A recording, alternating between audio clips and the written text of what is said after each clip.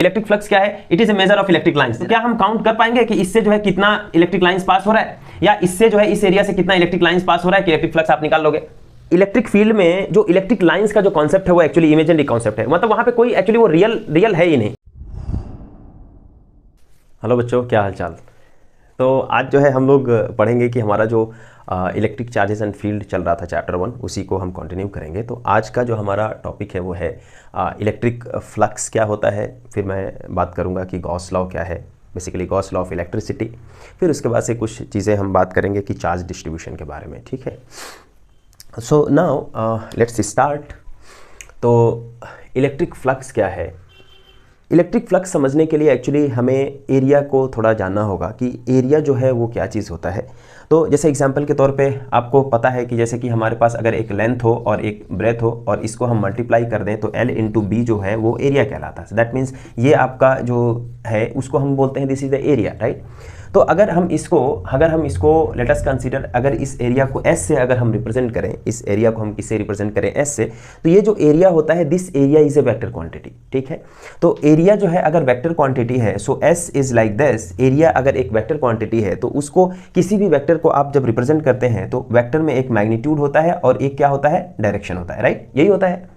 तो इस वेक्टर का जो मैग्नीट्यूड होगा, मतलब इस एरिया वेक्टर का जो मैग्नीट्यूड होगा वो L इंटू बी के बराबर होगा, यानी कि इसके एरिया के वैल्यू के बराबर होगा। समझ में आ रहा है? जैसे इसका अगर मान लेते हैं यहाँ पे 2 है, यहाँ पे 3 है, तो 6 मीटर स्क्वायर। अगर वो मीटर में है, यहाँ पे मान लेते हैं कि L is equal to 2 metre, यहाँ पे B is equal to 3 metre. So the area will be 2 into 3 और ये कितना हो जाएगा? 6, दैट इज मीटर स्क्वायर, ठीक है। तो ये जो S है, ये इसका मैग्नीट्यूड है वो कितना हो जाएगा? It is like 6 metre square, ठीक है।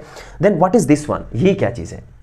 एरिया का वेक्टर क्या होता है? तो एरिया का जो वेक्टर होता है वो हमेशा उस एरिया के परपेंडिकुलर होता है। जैसे एग्जांपल के तौर पे मैंने जो यहाँ पे बनाया है वो एरिया आपका इस बोर्ड के अंदर बनाया है, राइट। इसी बोर्ड पे बनाया है। तो इसका जो आपका एरिया वेक्टर होगा, this is the area vector, हमेशा इसके क्या होगा? परपेंडिकुलर होगा।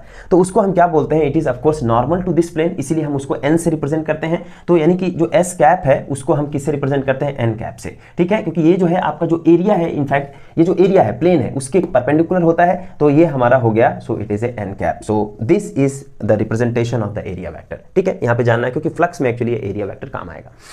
Now what is this electric flux? अभी देखिए फ्लक्स क्या चीज होता है, इसको थोड़ा सा हम समझते हैं कि व्हाट इज फ्लक्स। जैसे अगर हमारे पास कुछ इलेक्ट्रिक करंट है, मान लेते हैं कि इलेक्ट्रिक करंट का जो फ्लो हो रहा है वो इस डायरेक्शन में हो रहा है। कोई एक वायर है, वायर के अंदर से हमारा इलेक्ट्रिक करंट जो है हमारा क्या हो रहा है? इलेक्ट्रिक करंट हमारा I फ्लो हो रहा है, इलेक्ट्रिक करंट फ्लो हो रहा है। अब एक काम मैं करूंगा कि इस जो फ्लो का जो डायरेक्शन है बेसिकली उसमें मैंने एक एरिया चूज कर लिया। ये मान लेते हैं कि मेरा एक एरिया मैंने इसमें एक चूज कर लिया। तो वो एरिया मैं कैसे चूज कर रहा हूं? It is like this. ये मान लेते हैं कि हमारा डायरेक्शन ऑफ फ्लो है, करंट का हमारा डायरेक्शन ऑफ फ्लो है, और एरिया को मैं ये ऐसा चूज कर रहा हूं कि इसके अंदर कोई एक एरिया ऐसा है।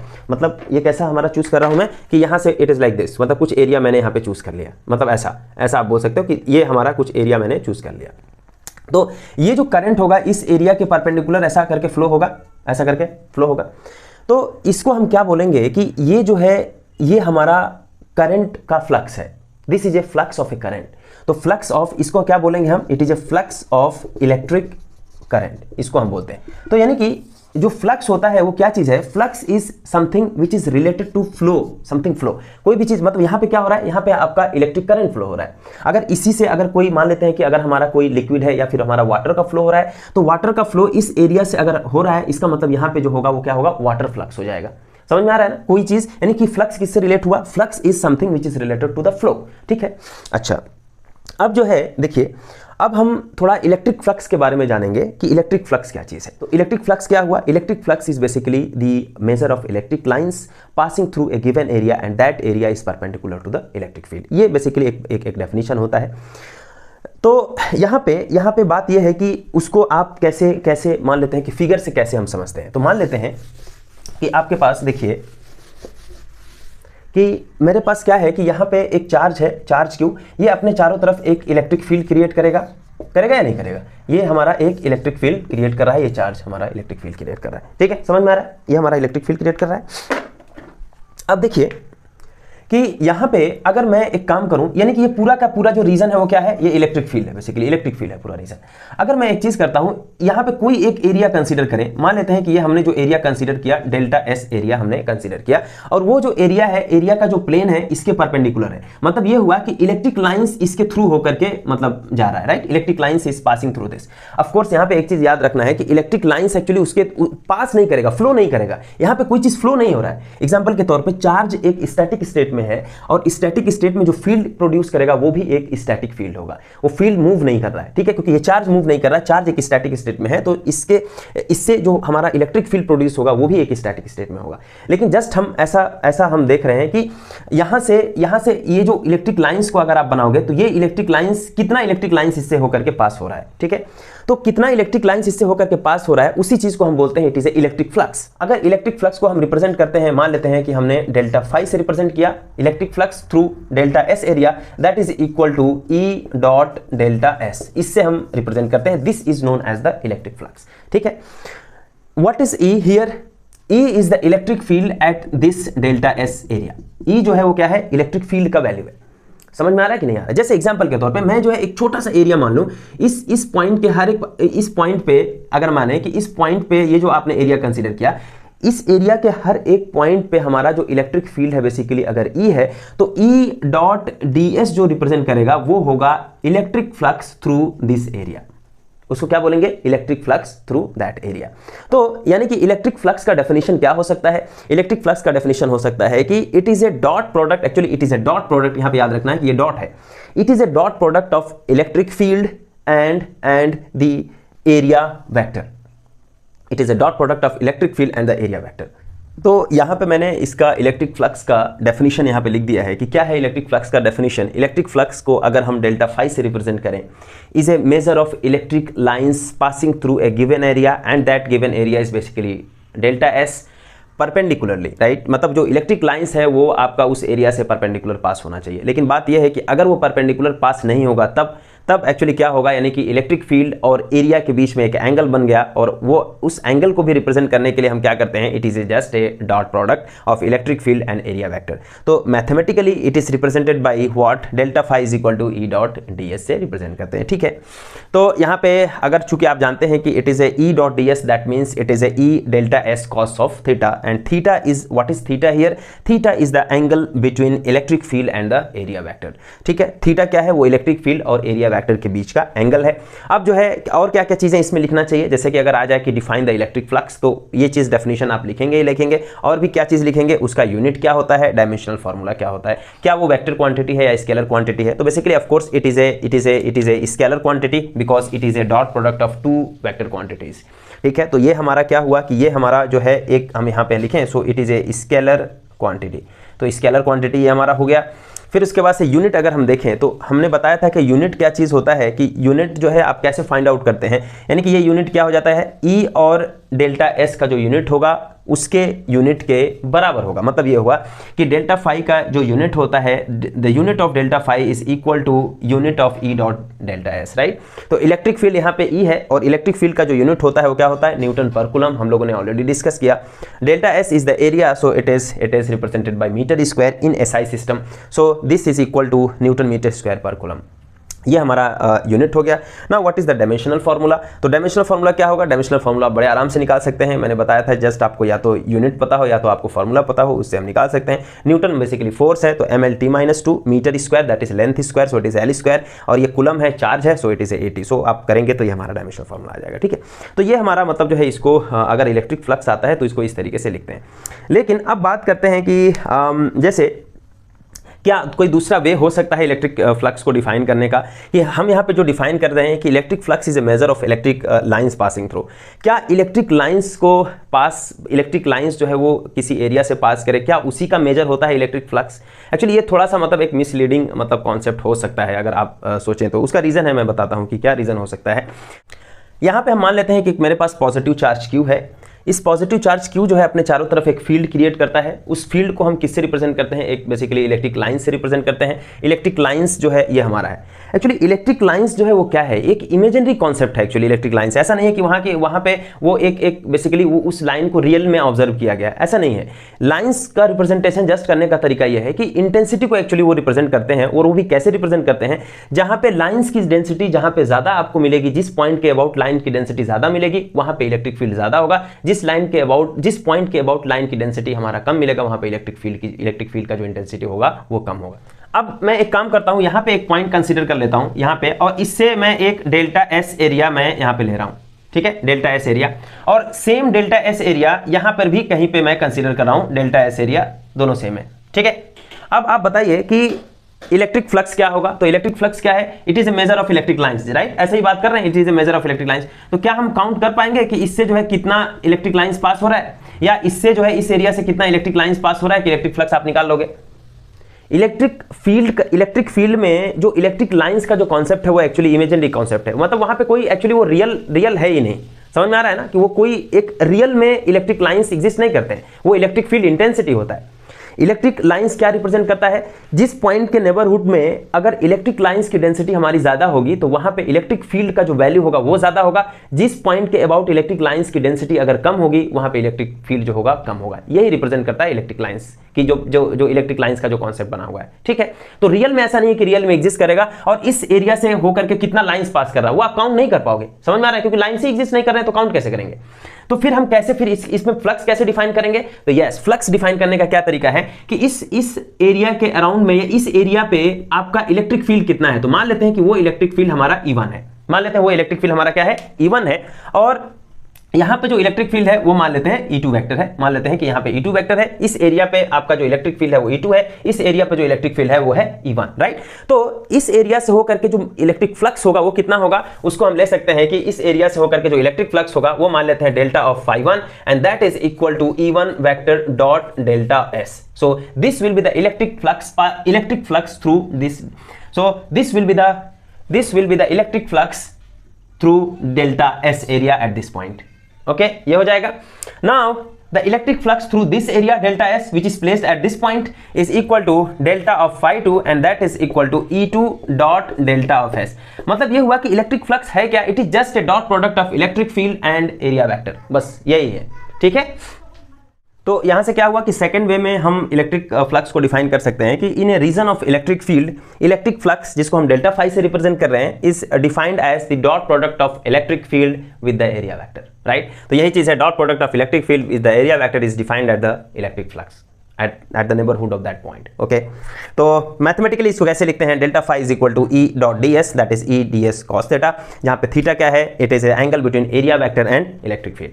तो बाकी जो भी चीजें हैं उसके बाद में वो प्लीज वो एग्जैक्टली वैसा ही लिखना जैसे मैंने अभी प्रीवियस में लिखा था, कि फिर उसके बाद से उसको हम क्या बोलते हैं कि इलेक्ट्रिक फ्लक्स जो है it is a scalar quantity because it is a dot product of two scalar quantity, I mean dot product of two vector quantities, electric field and the area vector, and it is the SI unit of electric flux is what? It is a Newton per coulomb into meter square and the dimensional formula वो same चीज़ है, ठीक है। तो ऐसा आता है तो हम इलेक्ट्रिक फ्लक्स लिखेंगे।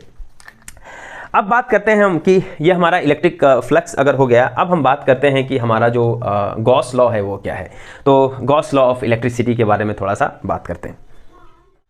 तो गॉस लॉ ऑफ इलेक्ट्रिसिटी क्या है कि यहाँ पे मैंने स्टेटमेंट लिखा है इसका कि गॉस लॉ ऑफ इलेक्ट्रिसिटी का क्या चीज़ है। तो यहाँ पे मैंने स्टेटमेंट लिखा है कि the total electric flux through any closed surface is equal to 1/ε0 times total charge enclosed by that surface. ये हमारा गॉस लॉ का आपका स्टेटमेंट है। इसको मैथमेटिकली कैसे लिखते हैं, मैथमेटिकली अगर उस क्लोज सरफेस से, अभी मैं बताऊंगा क्लोज सरफेस क्या है। मैथमेटिकली अगर आपका electric flux through this close surface is equal to phi, तो फाई इज इक्वल टू क्या होगा, 1/ε0 times total charge inside that surface और enclosed by that closed surface. Okay, तो यहाँ पे इसका मतलब ये हुआ कि जैसे एग्जांपल के तौर पे आपका मान लेते हैं कि यहाँ पे Q1 चार्ज है, ठीक है, Q2 चार्ज है, ऐसे आपने कंसिडर किया, और यहाँ पे मान लेते हैं Q3 चार्जेस हैं। अब इसमें मैंने क्या किया कि एक आपने यहाँ पे क्या किया कि एक सरफेस जो बनाया वो एक सरफेस जो है एक क्लोज्ड सरफेस है। क्लोज्ड सरफेस का क्या मतलब हुआ, जैसे एग्जांपल के तौर पे अगर हम बात करें कि मान लेते हैं कि एक जो क्रिकेट हम खेलते हैं, जो हमारा बॉल होता है वो स्फेरिकल बॉल बोल रहा हूँ जिसके अंदर से खाली होता है, ये हमारा एक क्लोज्ड सरफेस है बेसिकली। ओके, तो हमारा क्या हुआ कि उसी तरीके से मैंने यहाँ पे कंसीडर किया कि इससे एक स्फेरिकल शेल हमने ड्रॉ किया, इस स्फेरिकल शेल के अंदर ये सारे चार्जेस बिलोंग कर रहे हैं, तो ये जो है हमारा क्या है, एक क्लोज्ड सरफेस है। क्लोज्ड सरफेस मतलब एक क्लोज्ड स्फेरिकल सरफेस है। अब यहां से अगर गॉस लॉ को अगर आप डिफाइन करना चाहें तो क्या होगा कि total electric flux through any closed surface, that means this surface is equal to total charge enclosed by this surface multiplied by 1/ε0 times. तो ये जो total charge enclosed by that surface होगा, दैट इज QIN, वो किसके बराबर, और Q inside that जो होगा वो किसके बराबर होगा, it is Q1 plus Q2 plus Q3 के बराबर होगा। यानी कि यहां पे इस पर्टिकुलर केस में आप QIN की जो वैल्यू रखेंगे that will be equal to Q1 plus Q2 plus Q3। तो यहां पे ये आपका electric flux through this surface हो गया। लेकिन अगर एग्जांपल के तौर पे अगर हम बात करें कि मान लेते हैं कि कुछ चार्जेस जो है हमारे मान लेते हैं Q4 एंड Q5 यहां पर है, और आपने जो सरफेस क्लोज सरफेस बनाया है वो यहां पे बनाया, तो the electric flux through any close surface is equal to क्या हो जाएगा, क्या टोटल चार्ज ये सब भी कंसीडर कर लेंगे, नहीं, ये जो चार्ज है QIN जो लिखा हुआ है कि वो आपका वो जो सरफेस क्लोज सरफेस आपने कंसीडर किया है उस क्लोज सरफेस के अंदर वाले चार्ज को कंसीडर करना है आपको। तो कौन कौन सा चार्जेस उसके अंदर है, केवल वही चार्ज QIN के अंदर आएगा, उसके बाहर वाले चार्ज को आप कंसीडर नहीं करेंगे। ठीक है, देखिए यहां पे ये जो क्लोज सरफेस होता है बेसिकली, वो क्लोज सरफेस हमारा क्या है, इसको हम बोलते हैं it is A Gaussian surface. इसको हम क्या बोलते हैं, it is A Gaussian surface, इसको बोला जाता है it is A Gaussian surface. ठीक है, अब बात ये होती है कि ये जो बाहर वाले जो चार्जेस हैं उस बाहर वाले चार्जेस को हम क्यों नहीं कंसीडर करते हैं, बाहर वाले चार्जेस को हम क्यों नहीं कंसीडर करते, तो उसका सबसे आसान सा एक एक्सप्लेनेशन यहाँ पे है कि जैसे एग्जांपल के तौर पे ये आपने चार्ज Q रखा हुआ है,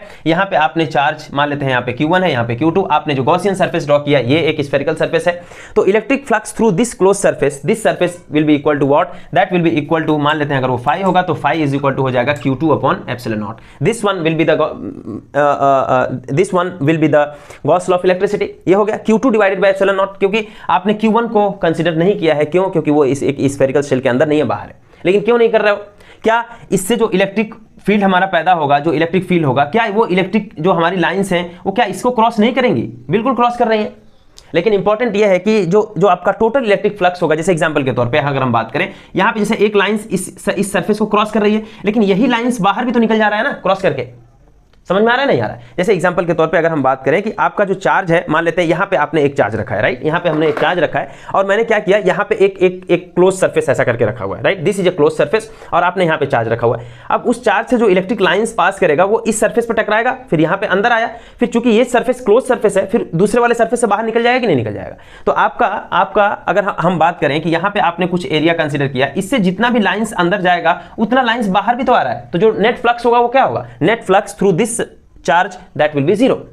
ठीक है, क्योंकि जितना आपका लाइंस इस एरिया को क्रॉस कर रहा है उतना ही लाइंस वो बाहर भी चला जा रहा है, तो बेसिकली नेट फ्लक्स क्या हुआ, 0 हो गया, जो चार्ज बाहर है, लेकिन जो अंदर है वो अंदर है, तो उसकी वजह से जो इलेक्ट्रिक लाइंस हमारा होगा वो इलेक्ट्रिक लाइंस केवल इस सरफेस को क्रॉस करके बाहर चला गया, लेकिन वो वापस नहीं आ रहा है, समझ रहे हैं, केवल एक ही बार वो सरफेस को क्रॉस कर रहा है, 2 बार वो सरफेस को क्रॉस करके, मतलब एक बार जा रहा है फिर अंदर नहीं आ रहा है, किसी भी सूरत में क्या हो रहा है कि ये अंदर जो है आपका इलेक्ट्रिक लाइंस नहीं आ रहा है। ठीक है, तो यहां पे जो होगा कि इसीलिए जो इलेक्ट्रिक फ्लक्स होगा, electric flux through this surface is considered only due to this Q2 charge. Okay, तो अब बात करते हैं कि थोड़ा कि गॉस लॉ का इंटीग्रेशन फॉर्म क्या है, तो उसको हम कैसे बात करते हैं कि जैसे अभी हमने डिफाइन किया कि जो गॉस लॉ ऑफ इलेक्ट्रिसिटी वो क्या है कि total electric flux is equal to total charge enclosed by the surface divided by ε0, इसके बराबर होता है, राइट। इसको हम इंटीग्रेशन फॉर्म में कैसे लिख सकते हैं, तो ये क्या रिप्रेजेंट करता है, ये रिप्रेजेंट करता है टोटल इलेक्ट्रिक फ्लक्स को। तो मान लेते हैं कि हमारे पास कोई एक क्लोज सरफेस अगर आपने बना लिया, यहाँ पे आपके पास Q1 Q2 Q3 चार्जेस, बहुत सारे चार्जेस हैं मान लेते हैं इसके अंदर, राइट। तो हम क्या करेंगे, हम एक चीज करेंगे, ऑफ कोर्स इसके चारों तरफ वो इलेक्ट्रिक लाइंस पास हो रहा है कि नहीं हो रहा है, मतलब ये इलेक्ट्रिक लाइंस, ठीक है, इलेक्ट्रिक फील्ड हमारा मतलब जो है यहाँ पे है। अब मैं बात करूंगा कि एक छोटा सा सरफेस आप कंसीडर कर लें, एक छोटा सा सरफेस अगर कंसीडर कर लें, इसको आप ds नाम दे दें, ds is the area, ds is this much area. तो इस एरिया के हर एक पॉइंट पे मान लेते हैं अगर इलेक्ट्रिक फील्ड हमारा ई है, मान लेते हैं इलेक्ट्रिक फील्ड ई है, so electric flux through this dS area कितना होगा? तो electric flux through that dS area will be equal to E dot dS के बराबर होगा कि नहीं? तो ये किसके बराबर होगा? ये आपका जिसको हम बोल सकते हैं कि छोटा सा इलेक्ट्रिक फ्लक्स है जो कि डीएस एरिया से होकर के पास कर रहा है, तो d phi is equal to E dot dS. तो टोटल जो हमारा इलेक्ट्रिक फ्लक्स होगा थ्रू दिस क्लोज सरफेस वो कितना होगा? हम क्या करेंगे, यही छोटा छोटा हम एक सरफेस मान लें, डीएस डीएस डीएस, यहाँ पे बहुत छोटा छोटा सरफेस मान लें, इन सभी छोटा जो स्मॉल सरफेस है उससे होकर के इलेक्ट्रिक फ्लक्स कितना आपको मिल रहा है, उस पूरे इलेक्ट्रिक फ्लक्स को अगर हम ऐड कर दें तो पूरा का पूरा टोटल इलेक्ट्रिक फ्लक्स मिल जाएगा या नहीं मिल जाएगा?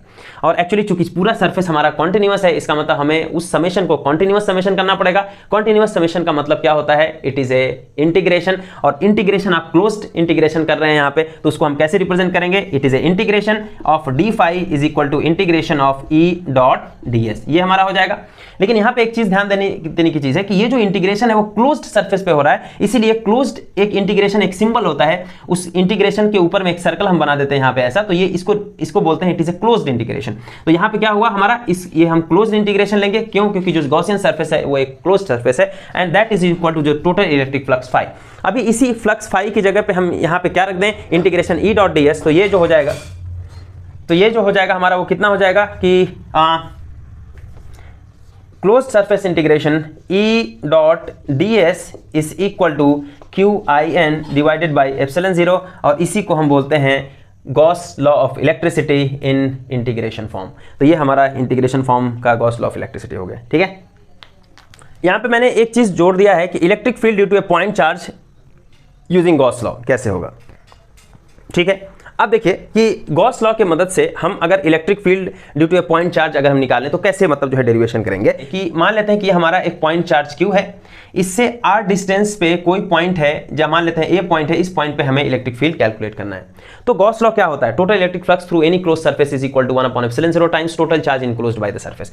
तो हम क्या करेंगे, एक बेसिकली हमें क्या करना होता है, एक क्लोज सरफेस हमें फाइंड आउट करना होता है, या क्लोज सरफेस हम ड्रॉ करते हैं, and that close surface is basically Gaussian surface. तो इसका मतलब एक गॉसियन सरफेस कैसे ड्रॉ करेंगे, ये अगर हम मान लेते हैं कि डिस्टेंस r है, तो r को एक रेडियस मान के एक क्लोज सरफेस हम ड्रॉ करेंगे, and that close surface will be equal to that the Gaussian surface. यानी कि ये जो होगा एक स्फेरिकल हमारा एक शेल होगा, एक स्फेरिकल शेल होगा, और इसी स्फेरिकल शेल को हम क्या बोलेंगे? It is A Gaussian surface. It is A Gaussian surface हमारा हो गया।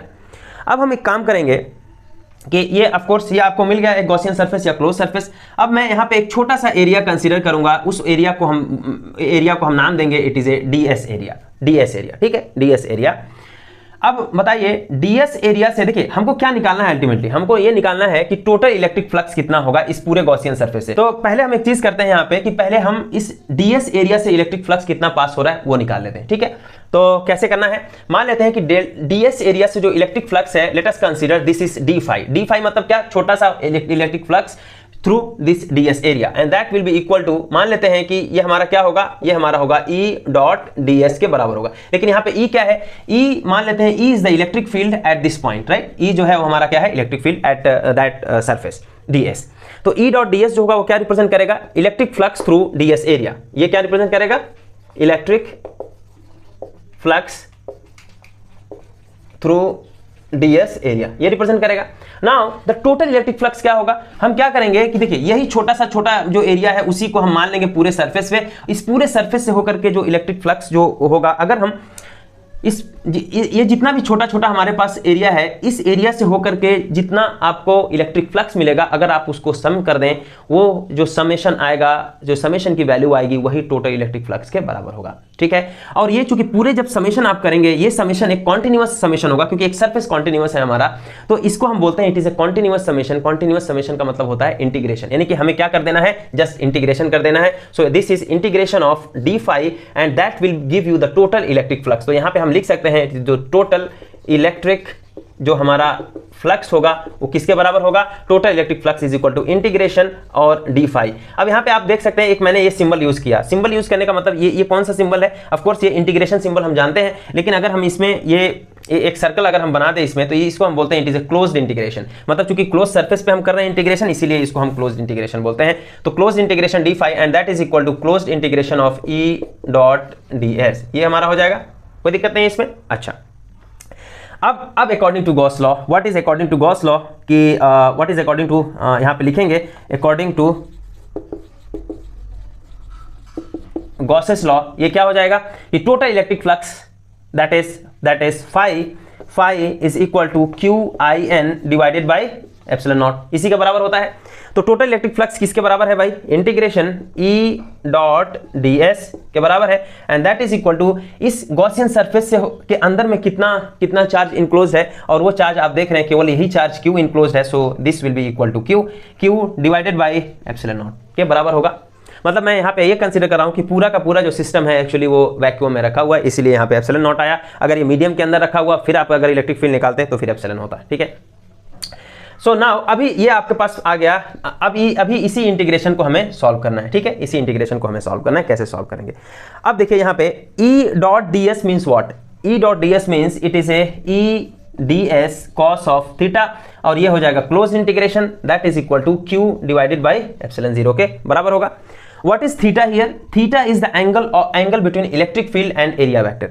अब आप देखिए फुटबॉल के सरफेस को आप कंसीडर करें, फुटबॉल के सरफेस को अगर आप कंसीडर करेंगे, जैसे एग्जांपल के तौर पे यहाँ पे अगर आप कंसीडर करेंगे तो इसका जो एरिया होगा उसके परपेंडिकुलर होगा, और चूंकि ये जो इलेक्ट्रिक फील्ड है, इलेक्ट्रिक फील्ड यहाँ पे जो इलेक्ट्रिक फील्ड होगा एक्चुअली यही इलेक्ट्रिक फील्ड इसी के पैरेलल होगा।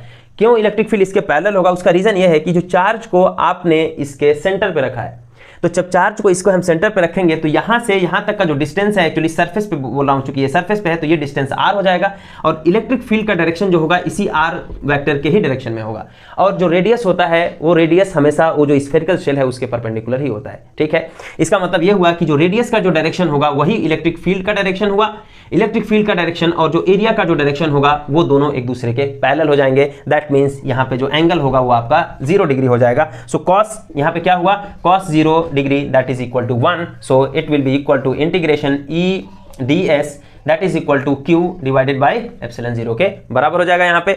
अब देखें यहाँ पे उस सरफेस के हर एक पॉइंट पे जो भी आपने, जैसे फुटबॉल के सरफेस पे आपने क्या किया है, फुटबॉल के सेंटर पे आपने चार्ज क्यू को रखा है। उस चार्ज क्यू की वजह से आपका फुटबॉल के सरफेस के हर एक पॉइंट पे जो इलेक्ट्रिक फील्ड होगा वो क्या होगा, इलेक्ट्रिक फील्ड एक्चुअली डिफरेंट होगा। हाँ, तो टेंशन नहीं लेना है क्योंकि इलेक्ट्रिक फील्ड वाकई डिफरेंट होगा, क्योंकि इलेक्ट्रिक फील्ड एक वेक्टर क्वांटिटी है, और वेक्टर क्वांटिटी होने की वजह से ऑफ कोर्स मैग्नीट्यूड सेम होगा लेकिन डायरेक्शन हर एक पॉइंट पे अलग होगा। सरफेस का कोई भी पॉइंट आप चूज कर लो, वहाँ पे इलेक्ट्रिक फील्ड अगर आप बात करें तो इलेक्ट्रिक फील्ड अलग अलग होगा। उसका रीज़न ये है कि इलेक्ट्रिक फील्ड एक वेक्टर क्वांटिटी है और चूंकि डायरेक्शन अलग अलग होगा हर एक पॉइंट पे। Yes of course magnitude same होगा, मैग्नीट्यूड सेम है लेकिन डायरेक्शन अगर अलग है तो वेक्टर सेम नहीं होते हैं, ठीक है। वेक्टर सेम होने के लिए डायरेक्शन के साथ साथ मैग्नीट्यूड, इनफैक्ट मैग्नीट्यूड के साथ साथ डायरेक्शन भी सेम होना चाहिए, ठीक है। तो इसीलिए क्या होगा हमारा कि इसके हर एक पॉइंट पे आपका इलेक्ट्रिक फील्ड का मैग्नीट्यूड सेम होगा, इलेक्ट्रिक फील्ड का जो मैग्नीट्यूड होगा वो सेम होगा। अब जब इलेक्ट्रिक फील्ड का मैग्नीट्यूड सेम है तो यहाँ पे आप देख सकते हैं कि इंटीग्रेशन से कोई अगर, यानी कि इलेक्ट्रिक फील्ड हमारा पूरे सरफेस के लिए कांस्टेंट हो गया, तो कांस्टेंट ई जो है कांस्टेंट हो गया, इसीलिए मैं क्या करूंगा, इंटीग्रेशन से उस कांस्टेंट टर्म को मैं बाहर कर लूंगा। तो जब बाहर हो जाएगा तो हमारे पास क्या होगा, इंटीग्रेशन के बाहर ई आ गया तो यहाँ पे ये आपका ds हो जाएगा, and that is equal to q upon epsilon 0। और ये क्या रिप्रेजेंट करेगा, क्लोज सरफेस इंटीग्रेशन, और ds ये क्या रिप्रेजेंट करेगा, ये रिप्रेजेंट करेगा टोटल सरफेस एरिया। और जो टोटल सरफेस एरिया होता है, बताइए कि फुटबॉल का अगर रेडियस r है उसका टोटल सरफेस एरिया कितना होता है, तो ये एक स्फेरिकल सरफेस है, so it will be equal to 4 pi r square. So e into 4 pi r square is equal to q upon epsilon 0, and this is equal to e is equal to, इसको पूरे terms को अगर हम वहां पे लेके जाएं तो कितना होगा, 1 अपॉन 4 पाई एप्सिलॉन 0, और यहाँ पे q अपॉन r स्क्वायर के बराबर हो जाएगा। समझ में आ रहा है नहीं आ रहा? तो ये क्या चीज़ है, ये वही चीज़ है जो हम लोगों ने डिराइव किया था कि electric field due to a point charge at a distance r is given by this expression, ठीक है। और इसका जो डायरेक्शन होगा अगर आप वेक्टर फॉर्म में लिखेंगे तो वेक्टर फॉर्म इसका क्या हो जाएगा, e in vector form is equal to 1 upon 4 pi epsilon 0 it is q over r square into r cap के बराबर होगा, ठीक है। ये हो जाएगा हमारा इलेक्ट्रिक फील्ड। अब हम बात करें कि हमारा जो चार्ज डिस्ट्रीब्यूशन है उसके बारे में, जो हमारा लास्ट टॉपिक है चार्ज डिस्ट्रीब्यूशन। तो हम चार्ज डिस्ट्रीब्यूशन को हम क्या कंसिडर करेंगे, it is a uniform charge distribution. तो वो 3 टाइप का जनरली हम पढ़ेंगे, यहाँ पे 3 टाइप हम पढ़ेंगे। पहला जो होगा वो होगा line charge distribution, line charge distribution. दूसरा वाला होगा वो होगा सरफेस चार्ज डिस्ट्रीब्यूशन, और थर्ड वाला क्या होगा, it is a volume charge distribution. ठीक है, तो 3 होगा, एक होगा line charge distribution, surface charge distribution and volume charge distribution. तो what is this line charge distribution? Line charge distribution क्या है?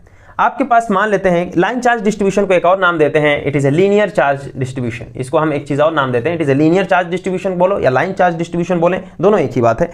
अब एक बात करते हैं कि जैसे मान लेते हैं कि मेरे पास एक लाइन है, इस लाइन के ऊपर में जो चार्ज का जो है हमने यूनिफॉर्मली डिस्ट्रीब्यूट करके रखा है। ठीक है, चार्जेस हैं, मान लेते हैं चार्ज को हमने क्या किया, यूनिफॉर्म डिस्ट्रीब्यूशन करके रखा है।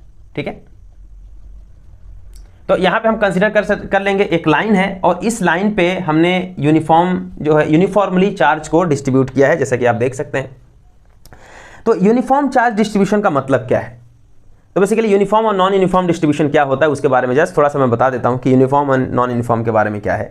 कि जैसे एग्जांपल के तौर पे आपने क्या किया कि लेट अस कंसीडर कि मैंने जो है यहाँ पे मेरे पास एक एरिया है, इस एरिया में मैंने कुछ मासेस को डिस्ट्रीब्यूट किया। इस एरिया में मैंने क्या किया, कुछ मासेस का डिस्ट्रीब्यूशन हमने पूरा कर दिया। मान लेते हैं सभी जगह पे मास का डिस्ट्रीब्यूशन है, लेकिन मुझे नहीं पता है कि ये जो मास का जो डिस्ट्रीब्यूशन है वो यूनिफॉर्म है या नॉन यूनिफॉर्म है।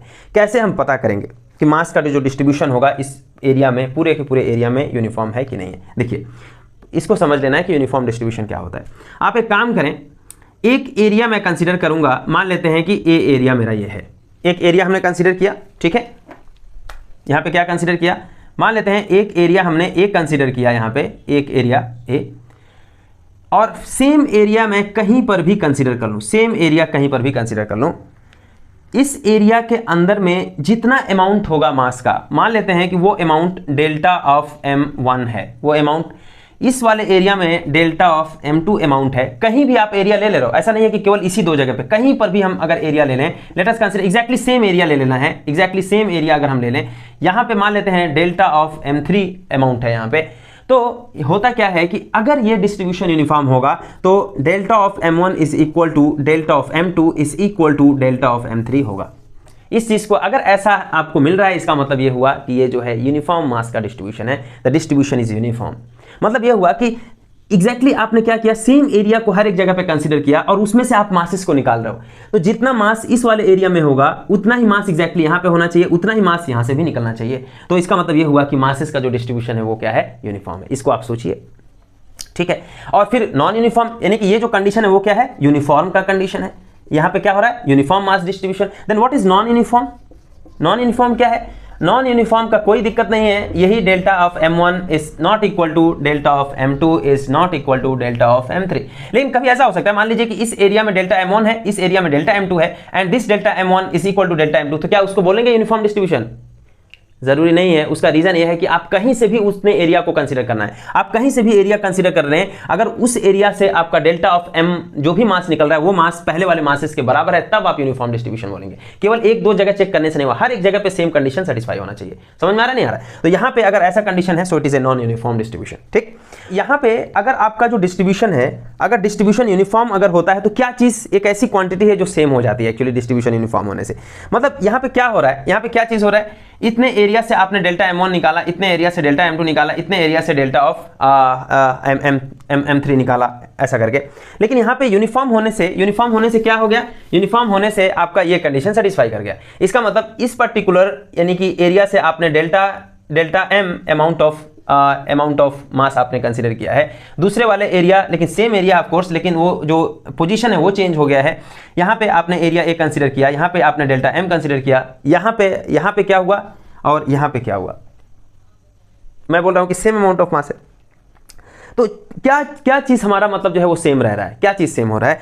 तो एक्चुअली आप देखेंगे कि जो हाँ, जैसे एग्जाम्पल के तौर पे अब एक चीज़ करें, इस एरिया के 2 गुना में मैंने अगर एरिया कंसीडर किया, इस पर्टिकुलर एरिया जो कि पहले एरिया ए था, अभी एरिया को अगर आपने 2a कंसीडर कर लिया, तो मास कितना होना चाहिए था?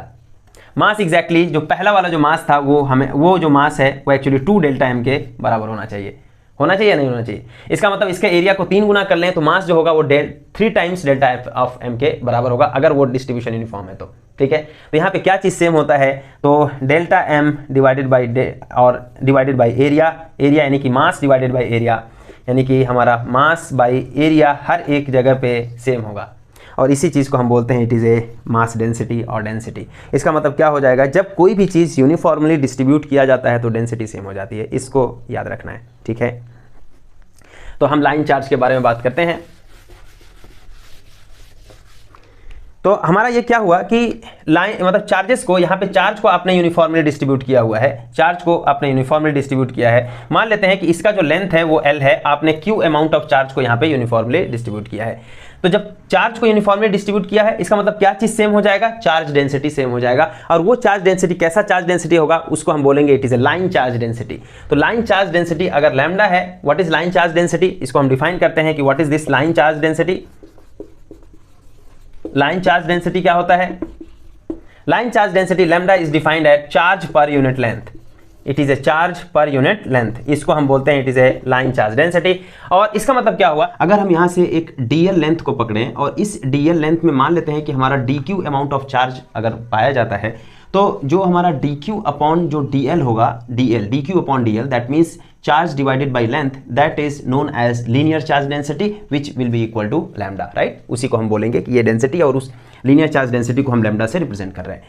अगर हम इसको ऐसा भी मान लें कि ये हमारा पूरा का पूरा जो लेंथ है वो कैपिटल L है, या पूरा जो लेंथ है इस वायर का वो L है, और इस पे आपने Q amount of charge consider कर लिया है, डिस्ट्रीब्यूट किया हुआ है, तो Q अपॉन ये जो L होगा, that is total charge divided by total length is equal to linear charge density के बराबर होगा, ठीक है। ऑफ कोर्स ये जो है this must be equal to dq upon dl also, क्योंकि वही है ना कि बेसिकली क्या हुआ कि यहाँ पे जो भी अमाउंट ऑफ चार्ज, जितने भी अमाउंट ऑफ लेंथ में आप कंसीडर कर रहे हो वो इक्वल ही होगा, ठीक है। इसका मतलब ये हुआ कि जितना आपने लेंथ dl अगर आपने कंसीडर किया, उसके अंदर अगर dq अमाउंट ऑफ चार्ज पाया जाता है तो dq upon dl that will be constant. फिर उसके बाद से अगर आपने लेंथ को चेंज कर दिया, मान लेते हैं कि अब ये जो लेंथ हो गया वो मान लेते हैं dl1 हो गया, और इसमें से dq1 अमाउंट ऑफ चार्ज है, so dq1 upon dl1 that must be equal to lambda because of the uniform charge distribution, ठीक है। तो सरफेस चार्ज डिस्ट्रीब्यूशन क्या होता है, सेकंड वाला पॉइंट अगर हम कंसीडर करें कि what is this surface charge distribution, तो यहाँ पे देखिए ये हमने एक सरफेस कंसीडर किया, मान लेते हैं कि ये सरफेस S है और इस पे आपने Q अमाउंट ऑफ चार्ज को डिस्ट्रीब्यूट किया हुआ है, और आप बोल रहे हो कि वो एक यूनिफॉर्म डिस्ट्रीब्यूशन है। तो जो total charge divided by total surface area जो होगा वो क्या रिप्रेजेंट करेगा, that will represent the surface charge density.